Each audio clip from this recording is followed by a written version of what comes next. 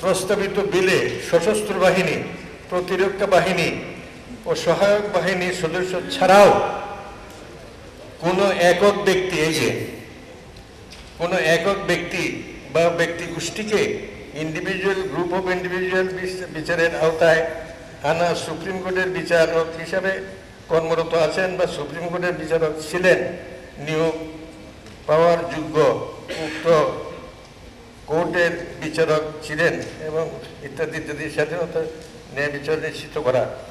এখন এটাকে বলতেছি, সেরেপ যে প্রকারই হোক সাজা আমরা দিবই, কমফর্ট নেই। সেই জন্য বলছি ইন্টারন্যাশনাল শব্দটার অপব্যবহার হচ্ছে। এটা ইন্টারন্যাশনাল শব্দটার অপব্যবহার হচ্ছে। মানুষের মনে একটা ধারণা জন্মিবে যে ইন্টারন্যাশনাল লেভেলেও বুঝি এইসব করা হয়, তা না। সেখানে আদর্শ প্রিন্সিপাল ফলো করা হয়।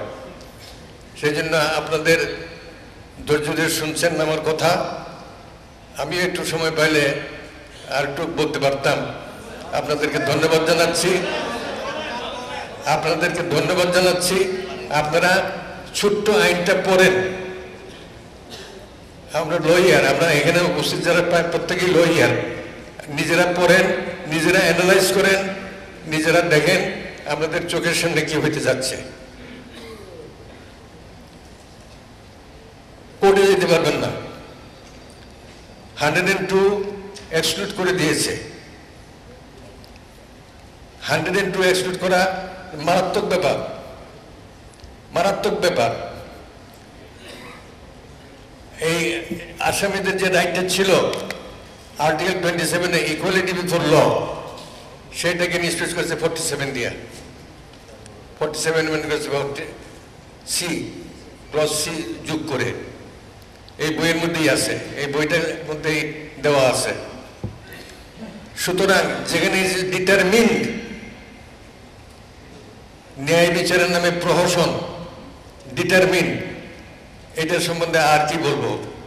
যেখানে প্রতিটা সেকশনে যেখানে গলত, ইন্টারন্যাশনাল স্ট্যান্ডার্ডের বিপরীত, সেখানে ওই যেমন বাংলা বলে না, সর্ব অঙ্গে ঘা মলম দেব কোথায়, কোনটা সম্বন্ধে কি বলবো। সবগুলি তো মারাত্মক। কোর্টে যেতে পারবেন না, চ্যালেঞ্জ করতে পারবেন না, এভিডেন্স অ্যাক্ট অ্যাপ্লিকেবল হবে না, ক্রিমিনাল প্রসিডিউর কোড অ্যাপ্লিকেবল হবে না। আরেকটা জিনিস, সাক্ষী জিজ্ঞাসা করলে যা তার বিরুদ্ধেও যদি যায় তাও বলতে হবে, কিন্তু সেই জন্য তার কোনো শাস্তি হবে না। Am I clear? একটা প্রভিশন করেছে এই আইনে যে সাক্ষীকে যাই জিজ্ঞাসা করা হবে তাই বলতে হবে।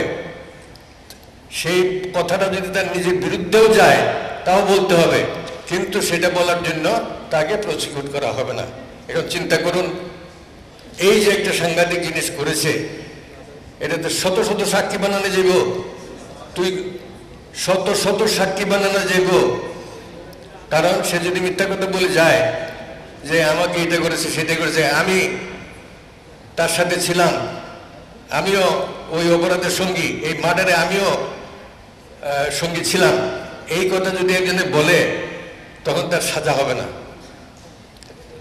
কাজেই সাক্ষী প্রকিউর করতে কি হ্যান্ডেল বানাই দিয়েছে এই আইনের মধ্যে।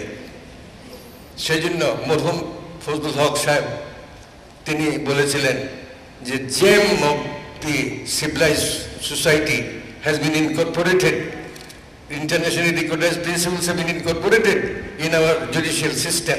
It is a monumental system. 53 DLR এ ওনার বক্তব্য লিপিবদ্ধ করা আছে। তাই সবগুলি থেকে বঞ্চিত করে হাত পা আমরা কুরবানির গরু যেভাবে কুরবানি দেই, চারটে ঠ্যাং বাইন্ডে গলার মধ্যে ছুরি দেই, এইভাবে যদি ট্রায়াল হয়, এই ট্রায়াল সম্বন্ধে আমার অভিজ্ঞতার কি মিল আছে? কি মিল থাকবে? এখানে উদ্দেশ্যটা হলো ওই উলফ ইন দি ল্যাম্ব আর কুরবানির গরু, এই যে অ্যাটিটিউড, এই হলো আইনের সারমর্ম। কারণ এটা মারাত্মক জিনিস। একটা লোককে প্রকিউর করা যাবে না, তুই ক তুই ওই মার্ডারের কেসে, ওই লুটের কেসে, ওই রেপের কেসে আমি সঙ্গী ছিলাম, সে তো অপরাধী হয়ে যায়, কিন্তু তাকে ভরসা দেওয়া হচ্ছে তার কোনো প্রসিকিউশন হবে না। চিন্তা করেন এর ইমপ্লিকেশনটা কি মারাত্মক, কি মারাত্মক জিনিস। যাক, আপনাদেরকে ধন্যবাদ দিয়ে আমি বিদায় নিচ্ছি। আসসালামু আলাইকুম।